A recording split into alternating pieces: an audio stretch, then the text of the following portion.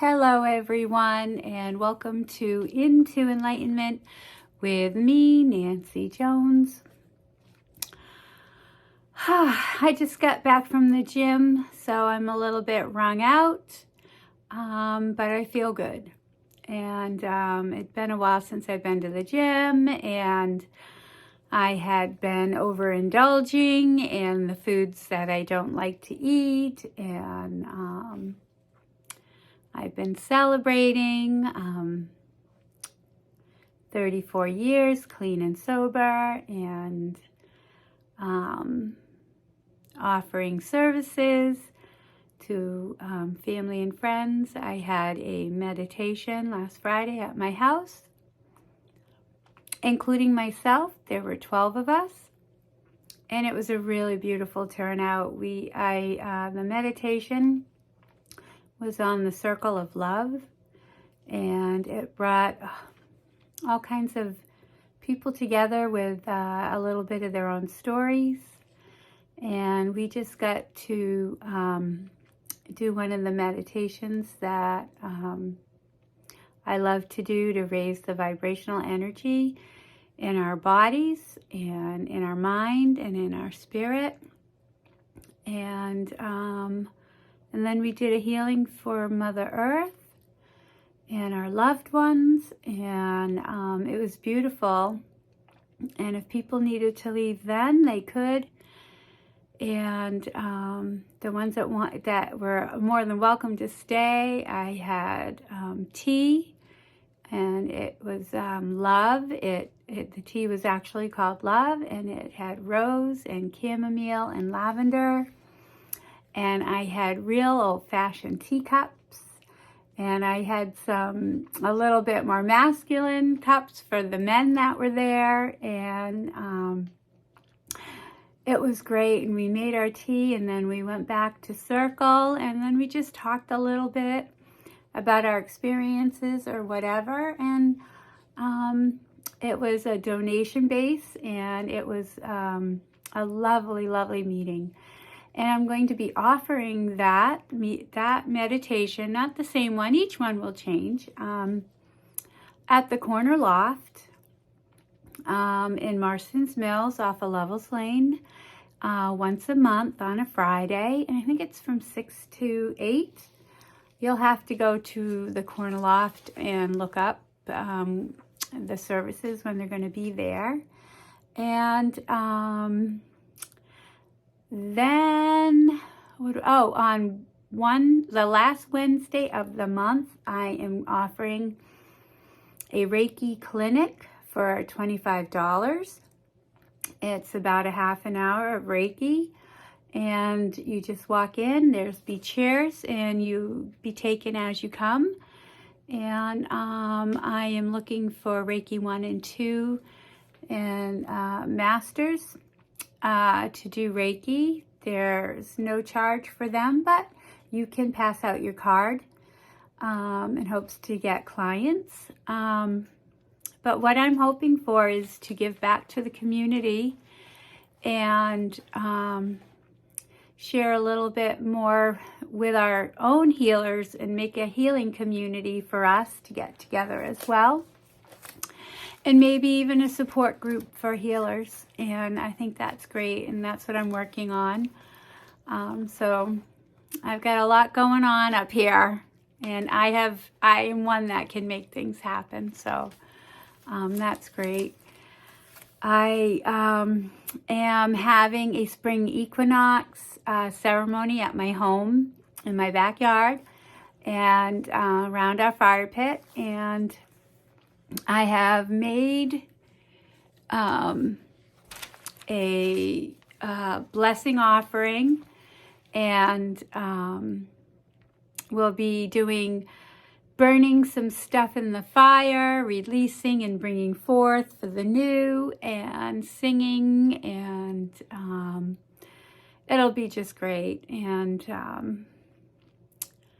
yeah, it's pretty amazing. What else do I have going on? I have come up with a new product line, and I'm just waiting to hear back if that name was taken. And I will give you more on that and in the future. Oh yeah, if anyone needs prayers, please put that in the comment or let me know, either through Awakening and messages or my mom's an unbelievable prayer, and when she prays, her prayers are answered. And when I need anything, I'm like, Mom, say a prayer for me, because her prayers get answered. So I'm offering my mom's prayers up for you, and just leave a quick message, and my mom will say a prayer for you. While I was running on the treadmill today, my thought came to my whole life. I was looking for perfection. I was never skinny enough. I was never healthy enough. I had crooked teeth. I have braces right now on my top teeth, and it's going to take a little while because I've got to have some other things happen along with that.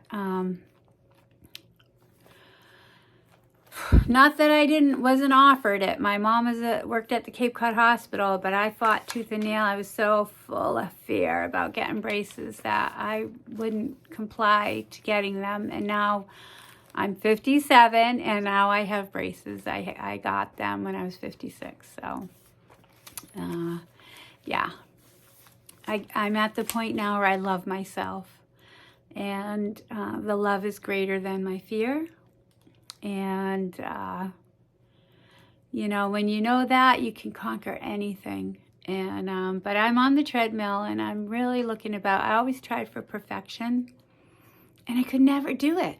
I could never be perfect. I just set the bar so high. And then I realized, what is perfection? Who's perfect? Like in my eye, what I think is perfect is not perfect. Like, it was a sick, warped way of thinking about it. And I used to have this friend of mine that would say, practice makes pretty good. And I thought, pretty good? I want perfection. And part of it was because I thought my higher power, who I call God, which is everything. My God has no name because it's in everything. And so I thought, my higher power wanted perfection. But really what my higher power wanted was me to love myself. And I had to break that illusion, which it is an illusion that I had to be perfect. And the illusion was that if I wasn't perfect, I couldn't be loved. And today I know that there is no such thing as perfect. And that what my ideal for me is pretty good. And I'm okay with pretty good. I don't want perfect. I don't want to have to be perfect. Because when you're perfect, you always fall. You always get knocked off. The ego wants everybody to think they're perfect. And, well, my ego wants everybody to think I've got it all together. And I'll be the first one to tell you I don't. So I smashed that illusion about perfection. And now I see myself where I'm a few pounds overweight. People see me and say I look great, but I know my body type. And I just want to be pretty good at this age. I want to be healthy. I don't want to get to a point where a doctor says you have to do this or this is your circumstance, right? And that's okay if that happens to some people, to get them to be pretty good, right? Fear likes to keep me from moving forward. Fear of the unknown, fear of being a failure, all different forms of fear. And one great thing is, driving in the car. I've gotten really good at it, but I'm certainly not perfect at it, and I'm pretty good. I'm a really calm spiritual person. I got a little fire to me, my soul, but get me in the wheel. And I think I can control a complete stranger in front of me in the car. And I can go on about that. And part of it is because I'm not okay with where I'm at and what I'm doing. I've either left the house too late, or I just want to control somebody because I feel like I can't control anything in my life. And when I get in the car tells me exactly where I'm at in my spiritual path. A lot of times I have to be like, oh my God, so what if that car wants to get in front of me? I don't care if that car gets in front of me. I have no place I have to be at a certain time. Now, if I did, I'd be like, you are not getting in front of me, because that's where I go. And then, you know, I'd have to decide. Do I let, you know, eventually I'm going to have to either back down or step up. And 90% of the time now I back down. And part of that is because it's okay to not have to be number one for me. It's okay if I let the person get in front of me. I don't know what they're going through, right? So, and that's driven by fear, you know, especially if I'm going to be late and I want to ride somebody's ass to get them to move in front of me. First of all, I'm afraid I'm going to be late. It may affect me financially if I'm late for work. You know, I can be afraid that I may have to apologize for being late. You know, 100 forms of fear I can think of. And then I have to apologize because I'm riding somebody's ass in front of me. You know, hopefully it doesn't escalate. So, you know, I really try to practice pretty good now.